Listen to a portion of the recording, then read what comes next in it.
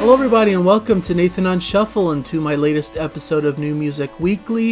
It is September 30th, 2022, and this is the show where I give you guys the weekly news update, give you the top 5 Prog headlines of the week, top 5 Prog singles as well, and I talk a bit about the channel and what's been going on here and what you can expect in the near future. So hopefully you'll enjoy this program today. If you haven't subscribed yet, I always urge at the beginning of these to subscribe. It really helps the channel and helps me to gauge the interest level in this program and how I should proceed with it. So really I appreciate the support, and every view, every like, every comment is much appreciated. So thank you guys. Alright, first in the Prog headlines, we've got a Prog headline here about King Crimson.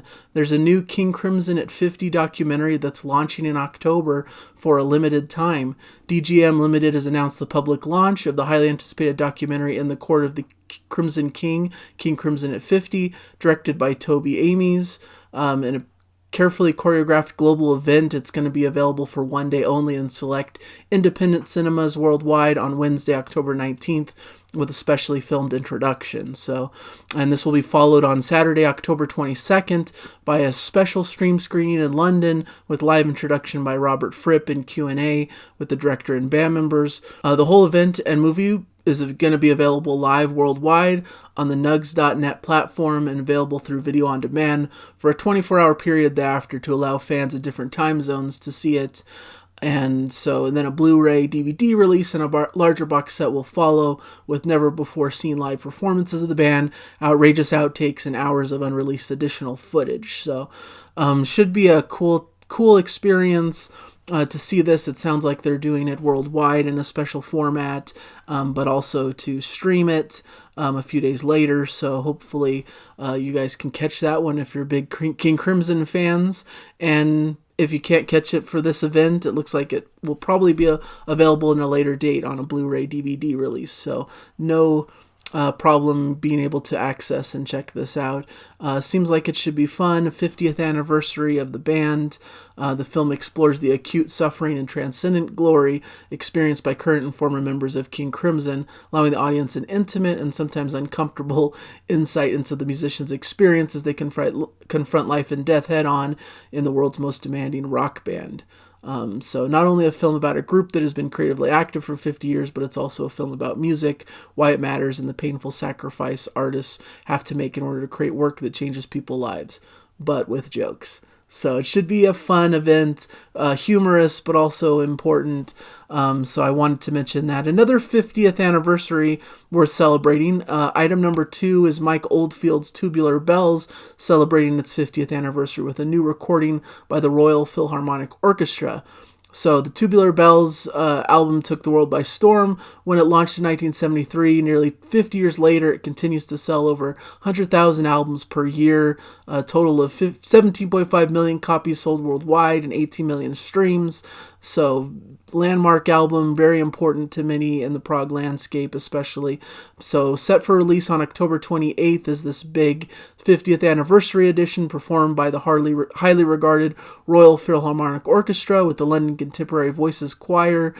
Should be really cool. Oldfield remarked about the milestone, saying, "It's amazing to think that it's 50 years since I started writing Tubular Bells, and I'm touched that my music has reached so many people all over the world during that time." So should be quite a cool release. Definitely something worth checking out if you're a fan of the album, one of the big prog albums that exists out there in the world. So news item number 3, Devin Townsend shares new video for his single Call of the Void from his upcoming studio album Lightwork. I've been really dialed into this Devin Townsend news because I'm really excited and interested in his new album. It somewhat sounds like it's a response to the lockdown COVID era, and funnily enough, it seems to be somewhat of a lighter work and maybe more having pop influences and a little bit more laid back for an artist who has dabbled a lot in extreme metal and very heavy things. So it's really interesting to me. This track is a really cool single from the album. The album's due October 28th, 2022, so not too far away, about a month away now till that album's released. The single is really cool. The video is really great. Devin Townsend himself comments that the concept of the song is based around the call of the void as an analogy for intrusive thoughts. I first heard the term describing the temptation to hurl yourself over the cliff when you're driving a car, or to put your hand in the fire when you know you'll get burned. Thoughts that you know are wrong, but you fear that you won't be able to control the impulses to deny it. The point being, often I feel we have a choice, and trying not to lose sight of that was very important to me during recent difficult times. So really cool YouTube video, really fun to check out, and really shows a cool path forward for this release that I'm really interested in checking out. So wanted to mention that.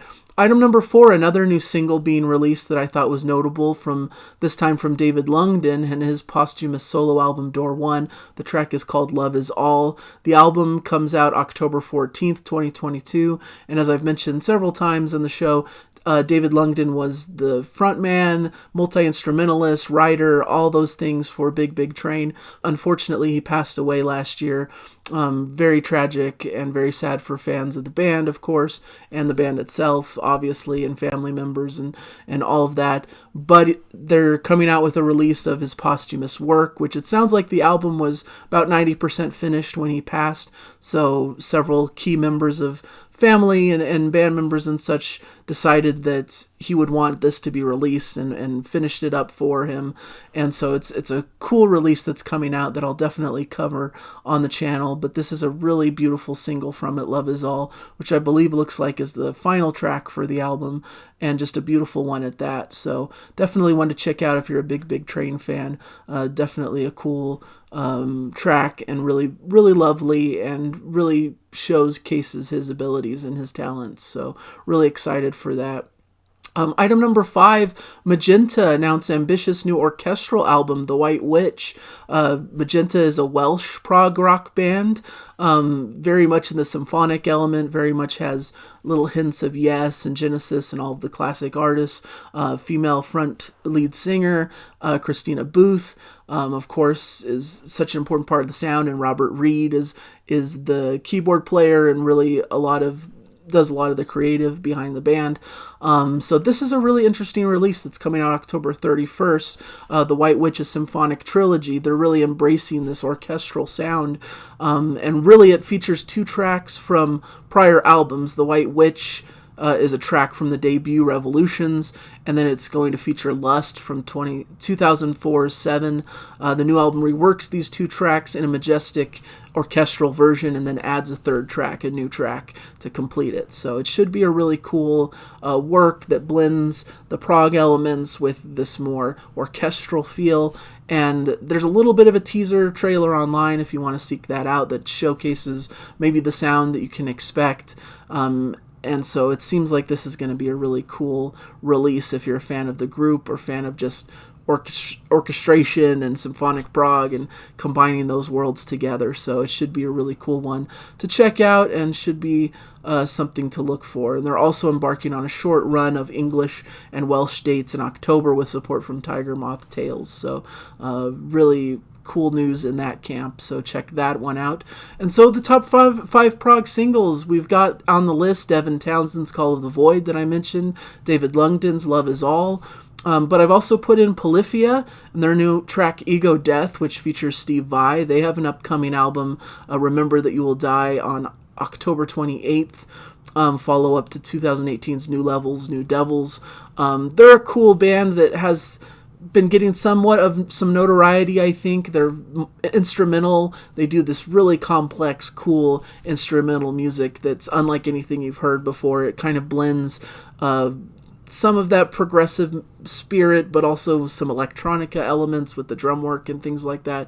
But it's really highly technical and virtuosic, and bringing on someone like Steve Vai, showcases the spirit of that, of the virtuosity, and bringing on a talent such as that, one of the guitar heroes that we have out there. Track number 4, I put Arena's Time Capsule. They have an album coming out called The Theory of Molecular Inheritance, which I believe comes out in October. It may already be out in certain formats, but I believe the official wide release is coming in October. So this is a cool track featuring Damian Wilson on vocals.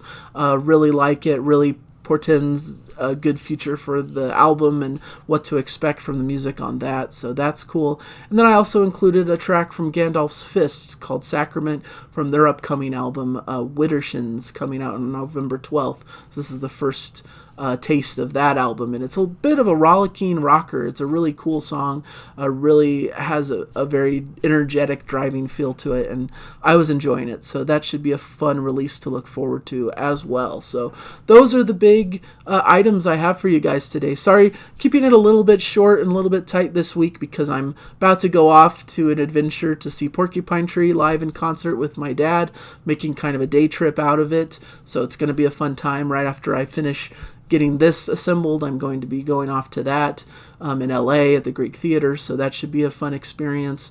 Besides that, on the channel, I thought it was a good week this week. We had a good top 5 Rush songs that I really enjoyed talking about. Some great suggestions in the comments as well. And I also did a video with my wife, Classic Albums 101, talking about the self-titled Boston album, which people seem to really like as well. An incredible classic rock album that just still stands the test of time, in my opinion. So that's really fun. This next week, we're going to have a fun older school prog rock song that we're going to react to with our next Prog Song Sunday that I think a lot of you will enjoy. Really had fun with that one. Kind of a interesting take perhaps on it. And then a top 5 this upcoming week as usual. So I'm continuing on my top 5 series, hoping to get some new album reviews out soon. Might not be this week, but in the following week I think certainly we'll get some new stuff coming out. New music shuffle, which I like to do, talking about several different releases, is definitely in the works. I'm listening to lots of albums, taking notes, and plan to release a new music shuffle in the foreseeable future. Probably not this week, like I said, because of being a bit busy with this concert and other things going on, but the week following I'm hoping to record that and get that out. There's also several other cool little albums that are coming that might get their own showcase and get a review on here, so definitely looking forward to all of that stuff. So with that being said, I thank you guys for joining me on this episode. Hopefully you enjoyed some of these news items, and please let me know in the comments anything that you noticed that was happening in the prog world this week. Any new releases. I didn't really see any major new prog releases this week, but please point them out if I'm missing something. And just keep enjoying the music out there, whatever you guys got going on. I really appreciate the support, and I respect all of you out there, and I'm so grateful for the continued subscribers and for people really being so willing to stay on board with me as I go through this and learn how to do it essentially. So thank you guys so much, and I'll catch you guys in a future video. Bye everybody.